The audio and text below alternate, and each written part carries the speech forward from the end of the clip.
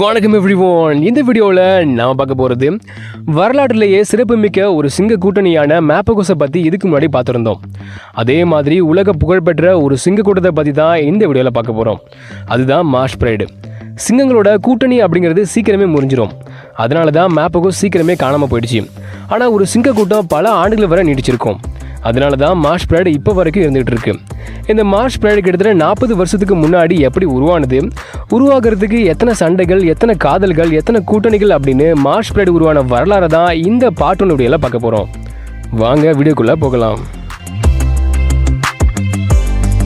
ஜனவரி மாதம் 1978 கென்யாவோட மாசாய் மாராவில் பல சிங்கக்கூட்டங்கள் இருந்தது. ஆனால் நாம் பார்க்க வந்த மார்ஷ் ப்ரைடு அப்போது இல்லை.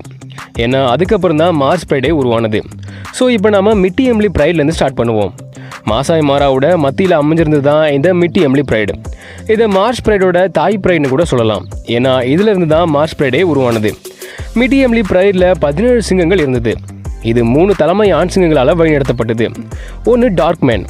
இதுதான் மிட்டி எம்லி ப்ரைடோட ஆதிக்க நிறைஞ்ச ஆண் சிங்கமாக இருந்தது. ரெண்டாவது ஓல்டு மேன். இது டார்க் மேனை விடவே வயசில் சின்னதாக இருந்தாலும் பார்க்க வயசான சிங்கம் மாதிரி இருந்ததால் இது ஓல்டு மேனு அழைக்கப்பட்டது.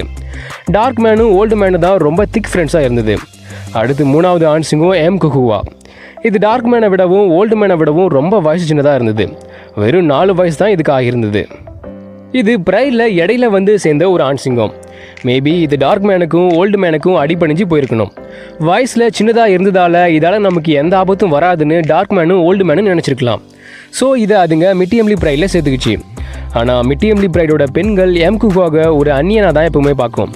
அதுங்க அதை முழுசாக ப்ரைடில் ஏற்றுக்கவே கிடையாது. அதுக்கு ஒரு முக்கிய காரணம், இது ப்ரைடில் சேர்ந்த உடனே ஒரு பெண் சிங்கத்தோட குட்டிகளை கொண்டுடுச்சு. அப்புறம் எம்குகுவா ப்ரைடோட பெண்கள் கிட்ட எப்போவுமே ஆக்ரோஷமாக தான் நடந்துக்கும். அதனால தான் எம்குகுவாவை ஆண் சிங்கத்தை மிட்டி எம்லி ப்ரைடோட பெண்கள் கடைசி வரைக்கும் ஏற்றுக்கவே இல்லை. அதை ஒரு அந்நியனாக மட்டுமே பார்த்துக்கிட்டு இருந்தது. ப்ரைடில் 4 பெண் சிங்கங்கள் இருந்தது. யங்கேர்ள், நாட்ச், ஷேடோ, அப்புறம் கடைசியாக ஓல்டு கேர்ள். இதில் ஷேடோவோட குட்டியை தான் எம்குகுவா கொண்டுது. இதனால் ஷேடோ மறுபடியும் ஈஸ்டர்ஸுக்கு வரும். அது கூட மேட் பண்ணி தன்னோட குட்டிகளை உருவாக்கலான்னு அது நினச்சிது. எம்குகுவா நினச்ச மாதிரியே ஷேடோவும் ஈஸ்டர்ஸுக்கு வந்தது. ஆனால் அது எம்குகுவா கூட மேட் பண்ணாமல் ஓல்டு மேன் கூட மேட் பண்ணிச்சு. பாவம் எம்குகுவாவுக்கு சரியான பல்பு. 4 பெண் சிங்கங்களில் ஓல்டு கேர்ள் தான் வயசான பெண் சிங்கம். அது மிட்டி எம்லி ப்ரைடோட அடுத்தடுத்த 4 வெவ்வேறு தலைமைக்கு கீழே அது இருந்திருக்கு.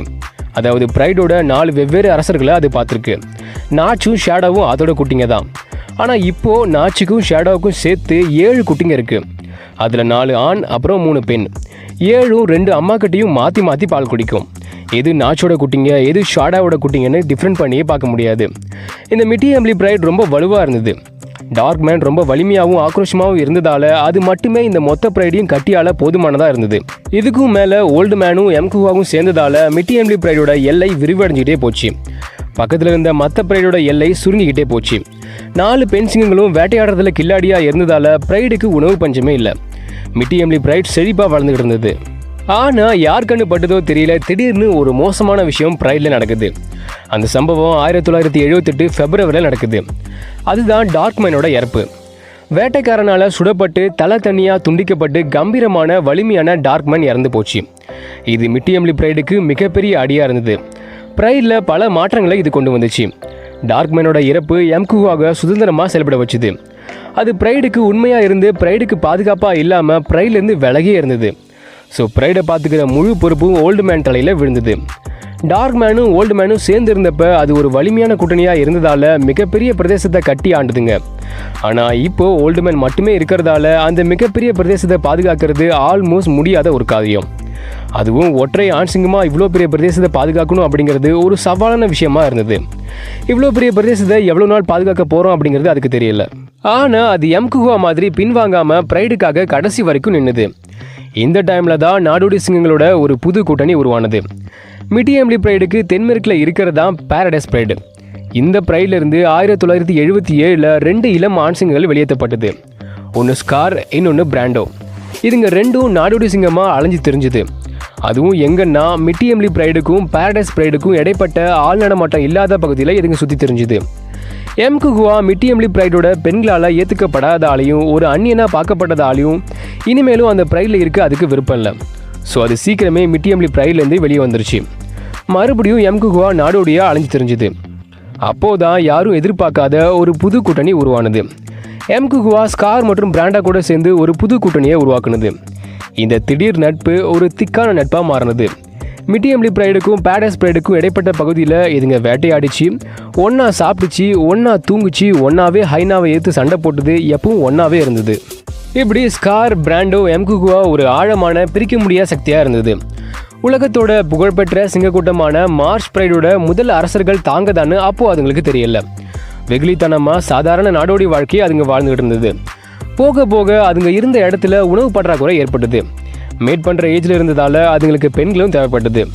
ஸோ அதுங்க கொஞ்சம் கொஞ்சமாக மிட்டி எம்லி பிரைடோட தெற்கு எல்லைக்குள்ளே நுழைஞ்சுது. ஆனால் ஓல்டு மேன் ரொம்ப தூரத்தில் இருந்ததால் அதுங்களை பார்க்கல. இந்த டைமில் பிராண்டோவுக்கு ஒரு லவ் ஸ்டோரி ஸ்டார்ட் ஆகுது. ஒரு சிங்கம் நடந்து போன காலடி தடத்தை பிராண்டோ பார்க்குது. அதை மோந்து பார்க்கும்போது இனிமையான ஒரு பெண்ணோட வாசனை அடிக்குது. ஈஸ்டர்ஸில் இருக்க ஒரு பெண் சிங்கத்தோட வாசனை அது. இவ்வளோ நாள் சிங்கிளாக இருந்துட்டு கமிட் ஆக சான்ஸ் கிடைக்கும்போது யாருக்கு தான் விட மனசு வரும்? பிராண்டோவும் அந்த காடி தளத்தை பின்தொடருது. ஒரு மரத்துக்கு அடியில் மிட்டி எம்லி பிரைட்லேருந்து தனியாக பிரிஞ்சிருந்த எங்களை பிராண்டோ பார்க்குது. முதல் பார்வையிலேயே காதலில் விழுந்துடுது. கொஞ்சம் டிஸ்டன்ஸை விட்டு எங்களுக்கு பக்கத்துலேயே பிராண்டோவும் உட்காந்துக்குச்சு. 2 பேரும் மாறி மாறி பார்த்துக்க லவ் பயங்கரமாக இம்ப்ரூவ் ஆச்சு. ஒரு கட்டத்துக்கு மேலே எங்கள் பிராண்டாவை நெருங்கி வந்து வளைஞ்சி நெளியும் போது பிராண்டோவுக்கு விஷயம் புரிஞ்சிடுது. அடுத்து மேட்டிங் தான். ஒரு நாளில் மட்டும் இந்த ஜோடி கிட்டத்தட்ட 50 தாட்டி இணை சேர்ந்து 3 நாள் முடிவில் 200 தாட்டி மேட் பண்ணிச்சு. இப்படி காதல் மயக்கத்தில் இருந்த பிராண்டோவுக்கு அடுத்து வர்ற ஆபத்தை பற்றி கொஞ்சம் கூட தெரியல. எதிர்பாராத விதமாக தண்ணி குடிக்க வந்த ஓல்டு மேன் பிராண்டாவை பார்த்துருச்சு. கர்ஜனை பண்ணிக்கிட்டே பிராண்டாவை நோக்கி ஓடி வந்தது. பிராண்டோவுக்கு பெருசாக எக்ஸ்பீரியன்ஸ் இல்லாதால அதுக்கு இப்போ சண்டை போடுறதா இல்லை ஓடுறதான்னு ஒன்றுமே புரியல. கூட 2 கூட்டாளியும் இல்லாதால அது ஓட தான் பார்த்துது. ஆனால் அதுக்குள்ளே ஓல்டு மேன் பிராண்டோவை தாக்கிடுச்சு. நகத்தாலையும் பற்களாலையும் பிராண்டோவை பயங்கரமாக ஓல்டு மேன் காயப்படுத்துச்சு. திடீர்னு தற்காப்புக்காக பிராண்டோ ஓல்டு மேனை ஓங்கி அரைஞ்சுது. அந்த ஒரு அடி பிராண்டோவோட இளமையையும் தனக்கு வயசாகிடுச்சு அப்படிங்கிறதையும் ஓல்டு மேனுக்கு புரிய வச்சுது. அதே நேரத்தில் தான் வலிமை என்னங்கிறதும் பிராண்டோவுக்கு புரிஞ்சுது. பிராண்டோ திருப்பி தாக்கிச்சு. 2த்துக்கும் பலத்த காயம். சண்டையில் ஓல்டு மேனோட ஒரு கண்ணே வெளியே வந்துருச்சு. அவ்வளோதான், ஓல்டு மேன் தன்னோட தோல்வியை ஒத்துக்கிட்டு அங்கேருந்து ஒரே ஓட்டமாக ஓடி போயிடுச்சு. பிராண்டோவோட முதல் வெற்றி இதுதான். ஆனால் அதுக்கு பயங்கரமாக காயம் படுந்தது. சண்டை நடந்து முடிஞ்ச சில நாட்களில் பிராண்டோவோட ஜோடியான அந்த எங்களும் திரும்பவும் மிட்டி எம்லி பிரைடுக்கே போயிடுச்சு. மிட்டி எம்லி பிரைடோட தலைமை ஆட்சிங்களான டார்க் மேன் இறந்து போனதாலையும் ஓல்டு மேன் பிராண்டாவோட தோற்கடிக்கப்பட்டு ஓடி போனதாலையும் பிரைடோட முழு கண்ட்ரோலையும் எடுத்துக்க பிராண்டோ, ஸ்கார், எம்குகுவா கூட்டணி ட்ரை பண்ணிச்சு. ஆனால் மிட்டி எம்லி பிரைடில் குட்டிகள் இருந்ததால் பெண் சிங்கங்கள் அதுங்களை ஏற்றுக்கவே இல்லை. ஒரு ஆண் சிங்கம் எப்போ ஒரு பிரைடை கைப்பற்றினாலும் அதில் இருக்க குட்டிகளை கொன்னுடும் அப்படிங்கிறது நமக்கு தெரியும். ஏன்னா அதுக்கு அதோட குட்டிகளை மட்டும்தான் பிடிக்கும், மற்ற சிங்கங்களோட குட்டிகளை அதுக்கு பிடிக்காது. நாச்சுக்கும் ஷேடோவுக்கும் குட்டிகள் இருந்ததால் அதுங்களை ஏற்றுக்கல. ஓல்டு கேர்ளும் பிராண்டோ கூட்டணிக்கு எதிராக இருந்தது. ஆனால் பிராண்டோட ஜோடியான எங்களுக்கு பிராண்டோட கூட்டணியை ஏற்றுக்க விருப்பம் இருந்தது.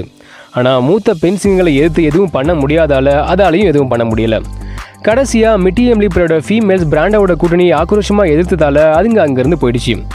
மறுபடியும் தான் நாடோடியாக வாழ்ந்த இடத்துக்கு பிராண்டாவும் ஸ்காரும் எம்குவாவும் போயிடுச்சு. மிட்டி எம்லி பிரைடும் தலைமை ஆண்சிங்கங்கள் இல்லாத ஒரு பிரைடாக இருந்தது. இதை இன்னும் சிம்பிளாக சொல்லணும்னா பிராண்டோ கூட்டணிக்கு பெண் சிங்கங்களும் இல்லை, மிட்டி எம்லி பிரைடுக்கு தலைமை ஆண்களும் இல்லை. மிட்டி எம்லி பிரைடுக்கும் பேடஸ் பிரைடுக்கும் இடைப்பட்ட பகுதியில் மார்ஷ் அப்படிங்கிற இடத்துல பிராண்டோவும் ஸ்காரும் எம்குவாவும் நாடோடி வாழ்க்கையை வாழ்ந்துட்டு இருந்தது. ஆனால் அதுங்க சீக்கிரமே ஒரு குடும்பஸ்தனாகவும் மாறிடுச்சு. அதாவது ஒரு பிரைடுக்கு தலைவராக மாறிடுச்சு. எப்படின்னா ஒரு பிரைட்லேருந்து இளம் ஆண் சிங்கங்கள் மட்டும்தான் நாடோடி வாழ்க்கையை வாழ வெளியேற்றப்படும் அப்படிங்கிறத நம்ம பார்த்துருக்கோம். ஆனால் ஒரு சிங்கக்கூட்டத்தில் இருக்க சிங்கங்களோட எண்ணிக்கை அதிகமாக இருக்கும்போது இளம் பெண் சிங்கங்களும் நாடோடி வாழ்க்கையை வாழ நிர்பந்திக்கப்படும். அந்த மாதிரி ஒரு சுச்சுவேஷன் தான் மிட்டி எம்லி பிரைட்லையும் நடக்குது. 1975 ஓல்டுகளுக்கு பிறந்த 4 பெண் குட்டியில் ஒரு குட்டி ஹைனாக்களால் கொல்லப்பட்டுருச்சு. மீதி இருந்த 3 பெண் சிங்கங்களும் இப்போது அடல்ட் ஏஜில் இருக்குது. பிரைடில் சிங்கங்களோட எண்ணிக்கை அதிகமாக இருக்கிறதால இந்த 3 பெண் சிங்கங்களும் மிட்டி எம்லி பிரைட்லேருந்து வெளியேற்றப்பட்டுருச்சு. அதே மாதிரி பக்கத்தில் இருந்த தலேக் பிரைடில் இருந்தும் 2 இளம் பெண்கள் வெளியேற்றப்பட்டது. இதுங்களை தலேக் ட்வின்ஸ்னு சொல்லலாம்.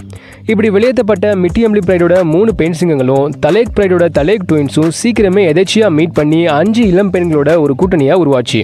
இந்த 5 இளம் பெண்களும் நாடோடியாக சுற்றி தெரிஞ்சுது. கடைசியாக இதுங்க மார்ஷில் தங்கியிருந்த பிராண்டோ, ஸ்கார், எம்குவாவை மீட் பண்ணிச்சிங்க. நாடோடியாக வாழ்ந்த இதுங்களுக்கு ஒரு குடும்பமாக வாழ ஒரு சான்ஸ் கிடச்சிது.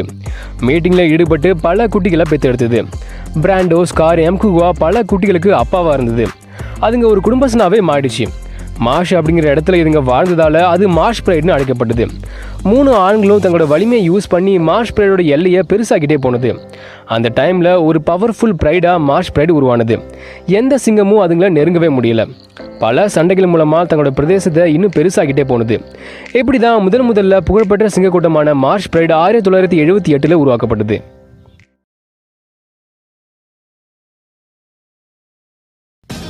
ஓகே, இதோட இந்த வீடியோவை முடிக்கிறது நான் உங்கள் இருக்கேன். இந்த வீடியோ பிடிச்சி லைக் பண்ணுங்கள், ஷேர் பண்ணுங்கள். மார்ஷ் ப்ரைடை பற்றி உங்களோட கருத்துக்கள் என்ன அப்படின்னு கமெண்ட் பண்ணுங்கள். மறக்காம பயோ சேனலுக்கு சப்ஸ்கிரைப் பண்ணுங்கள். நெக்ஸ்ட் வீடியோவில் மீட் பண்ணலாம். தேங்க்யூ.